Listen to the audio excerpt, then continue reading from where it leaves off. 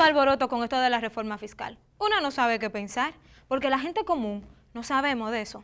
Además, tanta palabrita rara, de que déficit fiscal, presión tributaria. Para entender bien la reforma fiscal, hay que empezar entendiendo otras cosas. La economía de la República Dominicana ha sido una de las que más ha crecido en América Latina en las últimas décadas. Ah, sí. A los políticos les encanta decir eso, que hay crecimiento económico, abundancia, estamos bollantes. Sí, pero ese crecimiento del PIB, que significa que estamos generando más riqueza como país, no ha servido para mejorar el desarrollo humano, es decir, el bienestar de la gente. O sea, que la pobreza no ha disminuido. En el país se están moviendo más cuartos y la gente sigue igual de pobre. Frenando en el aro. En parte porque la riqueza que ha generado ese crecimiento la han recibido los sectores más ricos. Por cada 100 pesos que el país produce, los más ricos reciben 58 y los más pobres 3 pesos. El resultado es que estamos creando una sociedad cada vez más desigual y la desigualdad aumenta la violencia, el crimen y los problemas sociales. Pero con razón, ahora, yo me pregunto, ¿cómo se puede solucionar eso? ¿Cómo pudiera la sociedad repartir un chin mejor la riqueza? Y para eso no es que existe el gran invento llamado Estado. El Estado dominicano está obligado a garantizar a toda la población los derechos sociales, como la vivienda digna, salud, educación, seguridad social, servicios básicos como agua potable, electricidad, recolección de basura, alcantarillado, acceso a espacios de cultura y recreación. El dinero que destina el Estado para estos derechos y servicios se llama inversión social. Entonces nuestra calidad de vida depende de la inversión social. Pero ven acá, aquí nada de eso funciona. La República Dominicana es un país con muy baja inversión social.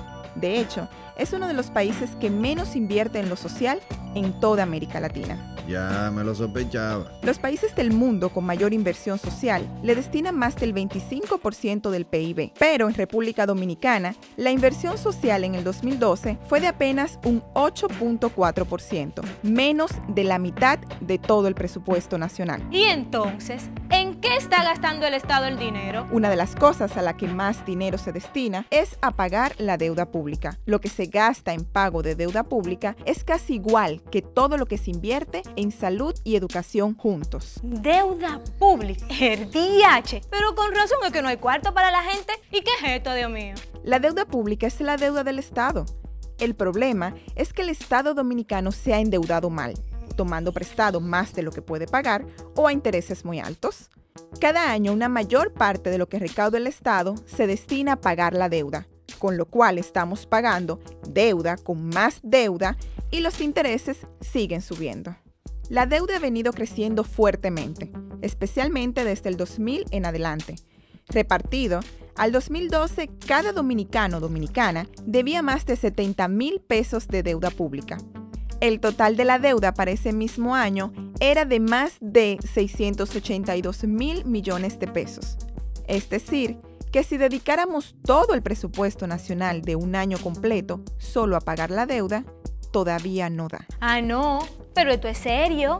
Esto hay que explicármelo en detalle. El Movimiento Internacional por la Cancelación de la Deuda Externa denuncia que muchos préstamos se han entregado bajo condiciones e intereses abusivos a gobernantes corruptos o para ser usados en proyectos innecesarios o sobrevalorados que no benefician a la población. Que es la que termina pagando. Esto es lo que se llama deuda ilegítima.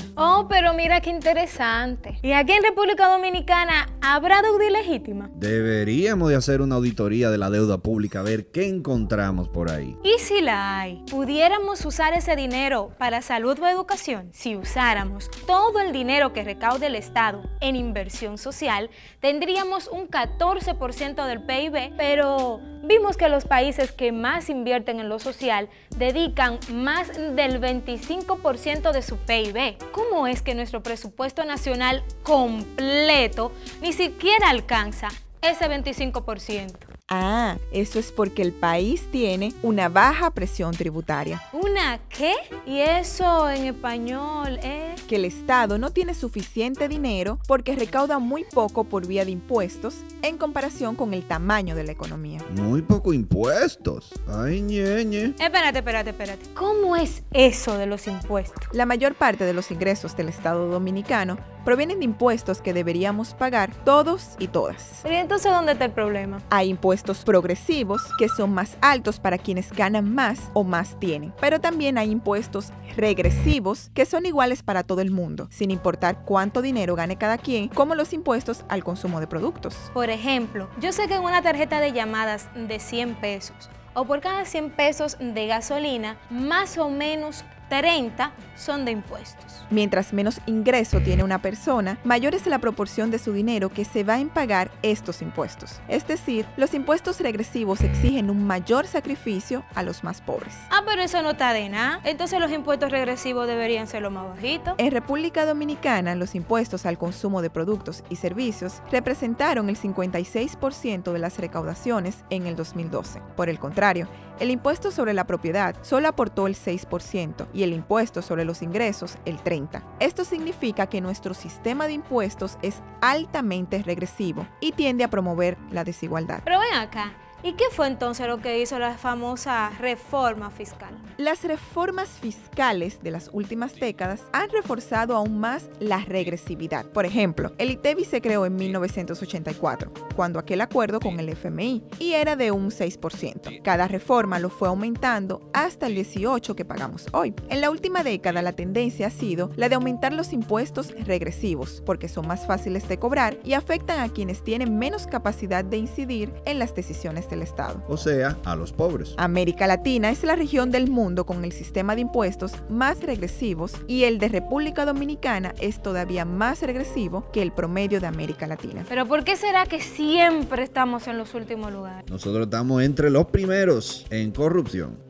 Y encima de lo injusto que es nuestro sistema de impuestos, hay quienes no pagan sus impuestos. Ah, esos son los famosos evasores. Eso es una parte. Existen además leyes que otorgan permisos para no pagar impuestos. Esto se conoce como gasto tributario o exenciones. En el 2012, las exenciones representaron 118.882 millones de pesos, equivalente a un 5% del PIB. Bárbaro. Según el Observatorio de Políticas Sociales del Centro Bonó, las exenciones que tenemos no benefician a las familias más pobres, salvo algunos productos de la canasta básica a los que no se les cobra ITEVIS. Bueno, pero esos son cada vez menos, porque ahora se le está cobrando ITEVIS al café, al chocolate, al azúcar, al aceite. Y si las exenciones no benefician a los más pobres, entonces, ¿a quiénes benefician? A empresas turísticas, a zonas francas, contratistas del Estado, empresas mineras. Sectores que se benefician con nuestros recursos naturales y con el trabajo de nuestra gente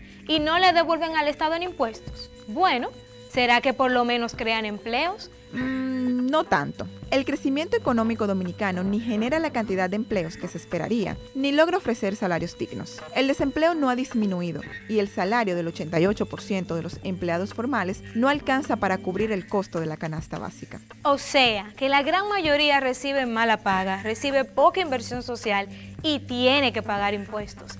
Y hay algunos sectores que sí están teniendo ganancias, ni crean tantos empleos, ni pagan buenos salarios y además le damos permiso para no pagar impuestos. Eso como que no es muy justo. Los sistemas de impuestos regresivos son injustos y ayudan a concentrar la riqueza en unos pocos y profundizar la desigualdad. Por eso, el tema de los impuestos es fundamental para la justicia social y el desarrollo y debe discutirse abierta y democráticamente. Claro, porque la ciudadanía tenemos derecho a participar en el diseño del sistema de impuestos. En una democracia, la gente debería participar de estas decisiones. Digo, no sé.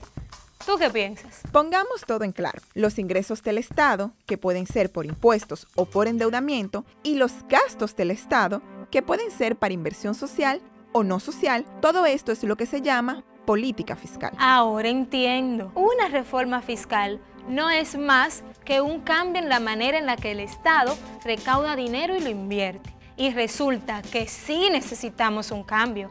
Porque ya vimos que el crecimiento económico por sí solo nunca va a reducir la pobreza.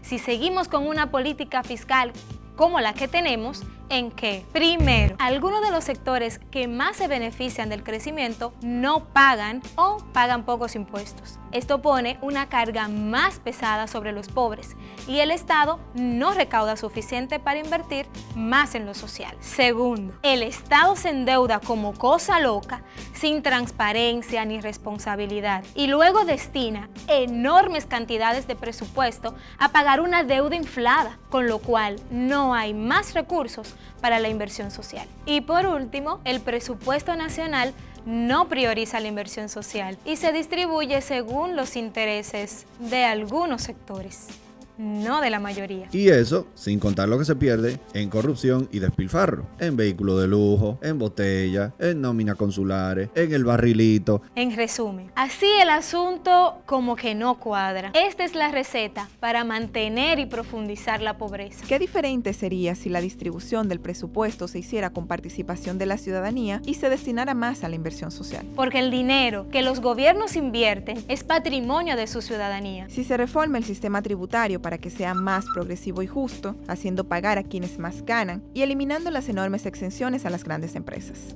Y si se pusiera un alto al endeudamiento insostenible y se hiciera una auditoría pública de la deuda. De manera que el pueblo no tenga que pagar préstamos que no le han beneficiado y que nuestro dinero se utilice primero para eliminar la pobreza y no para pagarle ganancias a los bancos. Y que se sometiera a los corruptos y se recuperara el dinero robado. El país que queremos no va a caer del cielo.